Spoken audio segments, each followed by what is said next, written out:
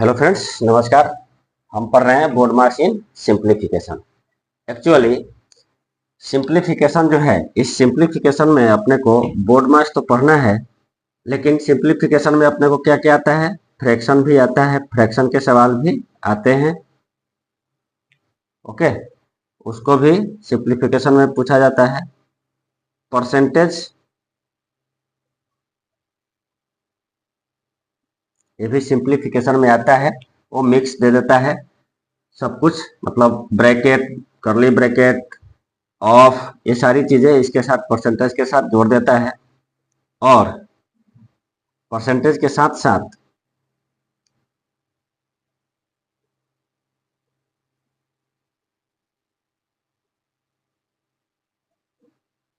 Sort of indices, ये सारे term किसमें आते हैं, सिंप्लीफिकेशन में आते हैं। ये सब पढ़ेंगे। अभी हम बोर्ड मार्क्स पढ़ रहे हैं, फ्रैक्शन, परसेंटेज और शॉर्ट्स भी पढ़ेंगे।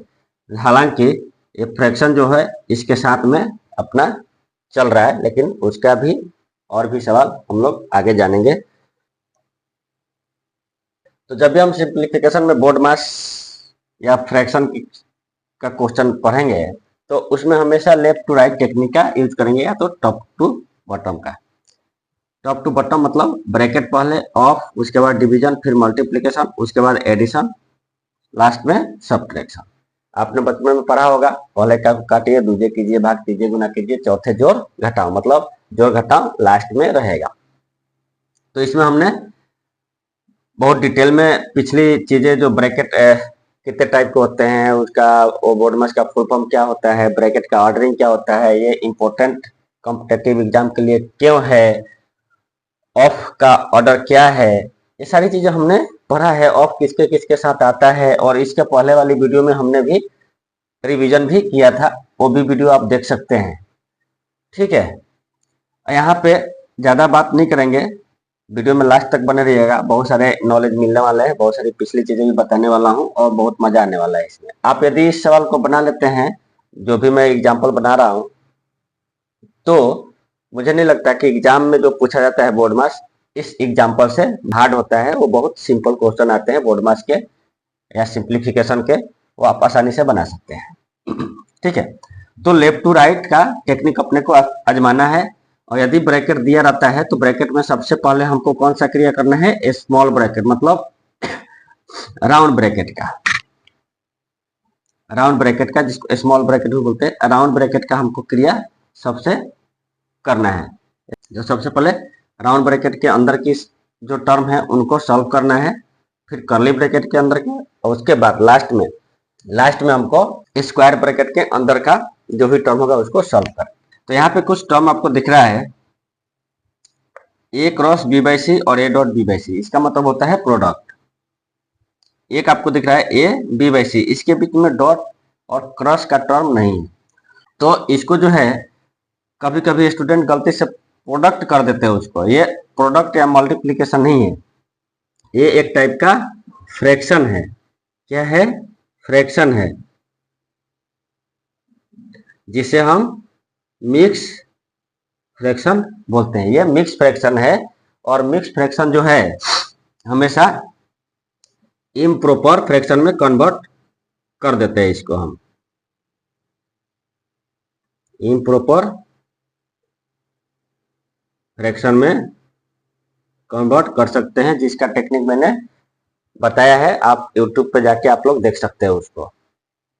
तो जब भी मिक्स फ्रैक्शन दिया है तो हम उसको एडिशन के फॉर्म में लिख सकते हैं, और जब हम एडिशन के फॉर्म में लिख करके सिंप्लीफाई करते हैं तो ये एक इम्प्रॉपर फ्रैक्शन के टर्म में आता है, जिसमें आपका न्यूमरेटर भी रहता है, डिनोमिनेटर भी रहता है। और जो न्यूमरेटर में रहता है उसको क्या बोल देंगे, डिविडेंड, और जो डिनोमिनेटर में टर्म आता है उसको बोलेंगे डिवीजर। ये आप लोग बहुत दिनों से पढ़ते आ रहे हैं, बचपन से, कि डिविडेंड क्या है और डिवीजर क्या होता है। ठीक है, और जब आप भाग करते हैं डिविडेंड में, डिवीजर से भाग करते हैं, तो क्या मिलता है आपको, क्वोशेंट मिलता है, यहाँ पे रिमाइंडर मिलता है।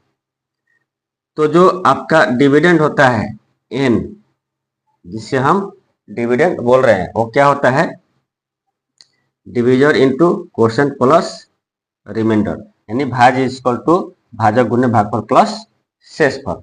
डिविडेंड इक्वल टू डिविजर गुने क्वोशिएंट प्लस रिमाइंडर।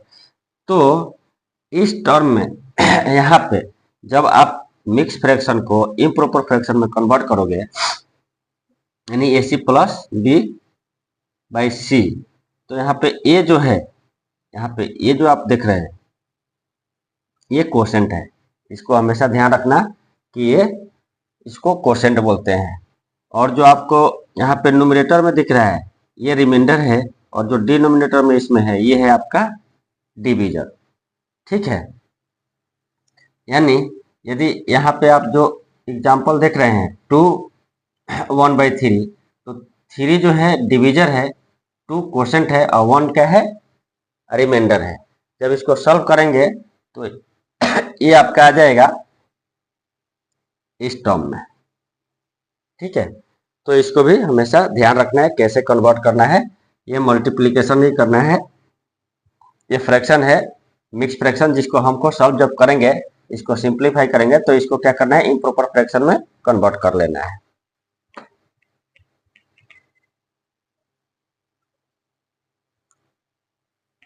चलिए, ये सब चीजें ध्यान में रखनी है, तो आपका सिंप्लीफिकेशन बहुत ही आसान हो जाता है। अब हम इसको क्या करेंगे? सॉल्व करेंगे। देखिए, ये देखने में सवाल बहुत बड़ा लग रहा है, लंबा चौड़ा लग रहा है, बहुत है छोटा। ये यहाँ से आप देखेंगे तो जब इस टर्म को देखेंगे तो आप बिना सॉल्व किए इसको बना सकते हैं। इसका वैल्यू क्या आएगा? 1 आएगा। पहले हम लिख लेते हैं, फिर आपको समझाते हैं कि 1 कैसे आएगा। ठीक है, मैंने अभी ब्रैकेट कोई किया नहीं है, मैं थोड़ा सा सिंप्लीफाई कर रहा हूँ। 1 आ गया। कैसे? ऑफ का मतलब का होता है, और जब हम इसको सिंप्लीफाई करेंगे तो ये सिंप्लीफाई करेंगे तो हो जाएगा 16/3। ऑफ मतलब गुना, नीचे 16 है, ये 3 से 3 कटेगा और ये 16 से 16 आपका कट जाएगा, यानी हम इसको ऐसे लिख सकते हैं 3/16 कट गया ना, तो ये 1 हो गया। अब चलिए, कर्ली ब्रैकेट हो गया। कर्ली ब्रैकेट के अंदर ये क्या है? मिक्स फ्रैक्शन, इसको इम्प्रॉपर फ्रैक्शन में कन्वर्ट कर लेंगे तो ये हो जाएगा 7/3। ऑफ मतलब गुना 3, ये भी डायरेक्ट लिख सकते थे अपन, कोई बात नहीं। अब आते हैं राउंड ब्रैकेट के अंदर। अब राउंड ब्रैकेट के अंदर का देखिए, आप दिख रहे हैं ना, इतना लंबा है, लेकिन आप ध्यान से देखें तो इसके अंदर ही इसका आंसर छुपा हुआ है। अंदर क्या छुपा है? अंदर आंसर आपका इसका 3 हो जाएगा। सारे टर्म कैंसिल हो जाने वाले हैं, आपका केवल 3 बचने वाला है। कैसे देखते हैं, लेकिन इसको सिंप्लीफाई कर लेते हैं। ये हो जाएगा 14/4। ऑफ मीन्स गुना 4, डिवाइड करना है 7 से, मल्टीप्लाई कितना है? 1/2 plus 3 minus 1 plus 2 curly bracket square bracket equal to x of 1/4, मतलब इसको हम लिख सकते हैं x/4। देखिए, अब हम इसको जो अपना राउंड ब्रैकेट है इसको खत्म करेंगे, यहाँ से हटाएंगे इसके अंदर की वैल्यू को कैलकुलेट करके। तो सबसे पहले हमको क्या करना है? का वाली क्रिया करना है, तो ये कैंसिल हो गया। अब डिवीजन करना है किसमें? ये वाला टर्म जो है एक साथ है, तो एक साथ है, तो ये 7 से 14 में डिवीजन करेंगे, क्या बचेगा? 2 बच जाएगा। तो अब क्या हो जाएगा? ये पूरे के पूरे टर्म कैंसिल, 2 गुने 2, तो 2 से ये 2 कट जाएगा, बचेगा 1। तो इधर चलिए पहले लिख लेते हैं। अब यहाँ पे ये कट जाएगा तो क्या हो जाएगा? कर्ली ब्रैकेट के अंदर 7 मल्टीप्लाई। अब अंदर देखिए ये क्या बच जाएगा? 1 plus 3 minus 1 plus 2 curly bracket और ये हो जाएगा x/4। डायरेक्ट लिख सकते थे, 1 से 1 कैंसिल। ठीक, अब 7 जो है किसके साथ मल्टीप्लीकेशन में है? राउंड ब्रैकेट के साथ में। तो अब 7 और 3 के साथ क्या हो जाएगा? मल्टीप्लाई हो जाएगा। पहले हमने ऑफ का क्रिया किया, फिर डिवीजन का क्रिया किया, किसके अंदर? राउंड ब्रैकेट के अंदर। अब राउंड ब्रैकेट हट जाएगा तो हमारे यहाँ अपने को मिल जाएगा 1 + 7 × 3 + 2 x/4। डायरेक्ट लिख सकते हैं आप। अब देखिए, अब क्या है? प्लस है और मल्टीप्लीकेशन है, मतलब एडिशन और मल्टीप्लीकेशन का टर्म आपका बचा हुआ है। तो अब कर्ली ब्रैकेट के अंदर के टर्म जो है उनको हम सॉल्व करेंगे। तो यहाँ पे मल्टीप्लीकेशन और एडिशन है, तो पहले मल्टीप्लीकेशन करेंगे फिर एडिशन करेंगे। तो जब ये टर्म करेंगे तो कर्ली ब्रैकेट आपका हट जाएगा और ये आ जाएगा 1 + 23। ठीक है, तो आंसर आपका क्या आ जाएगा? x = 24 × 4। 23 + 1 24 और इधर से 4 है। जब आप इसको मल्टीप्लाई करेंगे तो आंसर आ जाएगा 96। ठीक है, देखिए ये देखने में कितना बड़ा लग रहा है सवाल, लेकिन आंसर बहुत ही आसान है। आप इतना, ये जो लंबा चौड़ा हमने इसका डिराइव किया, सिंप्लीफाई किया, इतना करने की जरूरत ही नहीं है। आप जब ध्यान से सवाल को देखेंगे तो क्या है? यहाँ पे 3 है, खत्म। आपको इतना करने की जरूरत नहीं है, 3 आ गया। अब जब इसको कैलकुलेट करेंगे तो ध्यान से देखेंगे, जब आप मिक्स फ्रैक्शन को इम्प्रॉपर फ्रैक्शन में कन्वर्ट करेंगे तो 7/3 तो ये कैंसिल हो जाएगा, तो इधर 3 बच गया, इधर 7 बच गया, मतलब आपका क्या आ गया? 21 आ गया। और +2 है तो 21 + 2 23 आ गया। और इसको देख रहे हैं, इसको करना है तो क्या हो जाएगा? मिक्स फ्रैक्शन को इम्प्रॉपर में कन्वर्ट करता है, 16/3 मतलब 1 आ जाएगा। तो 23 + 1 24 × 4 96।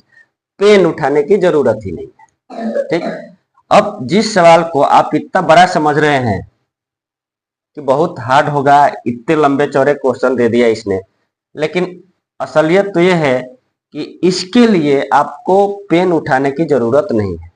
नहीं उठाना पेन, ये आप मुजबानी बिना पेन उठाए एग्जाम में यदि पूछता है तो आप बना सकते हैं। बस आपको कंसंट्रेट करना है कि कौन कौन से टर्म है और क्या अपने को सीरीज ऑर्डर फॉलो करना है। पेन उठाने की जरूरत नहीं है, आंसर आ गया।